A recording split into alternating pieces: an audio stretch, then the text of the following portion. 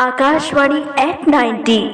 साथियों, जय जोहार। मैं हूँ ओम प्रकाश लहरी, शक्ति जिले के ग्राम डोडकी में रहता हूँ। मैं आकाशवाणी रायगढ़ सहित रेडियो का एक नियमित श्रोता हूँ और आकाशवाणी रायगढ़ से प्रसारित होने वाले विभिन्न प्रोग्रामों जैसे किसानवाणी, हेलो संगवारी, लीजिए फिर सुनिए, लोक रंजनी और चित्रपट संगीत जैसे विभिन्न कार्यक्रमों को नियमित रूप से सुनता हूँ। सच कहूँ तो रेडियो मेरी आत्मा में रची बसी हुई है।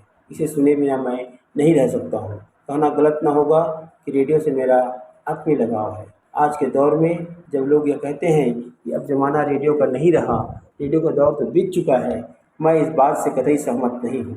मेरा मानना है कि रेडियो का दौर कभी गया ही नहीं, वो आज भी हमारा मनोरंजन करने के साथ साथ हमें ज्ञानवान बना रहा है। मुझे लगता है मुझ जैसे लाखों करोड़ों रेडियो के श्रोता भी मेरी इन बातों से इत्तेफाक रखते हुए यही सोचते होंगे कि आज के दौर में भी तमाम बदलावों के बावजूद भी, जबकि हमारे पास जनसंचार के और भी अन्य विकल्पों की उपलब्धता है, इसके बावजूद भी रेडियो अपनी प्रासंगिकता बनाए हुए है। अगर हम इतिहास के पन्नों को पलटें तो पाते हैं कि 8 जून 1936 को आकाशवाणी के रूप में अस्तित्व में आई देश का यह राष्ट्रीय प्रसारण सेवा अपनी स्थापना के 90 साल पूरे कर लिए हैं।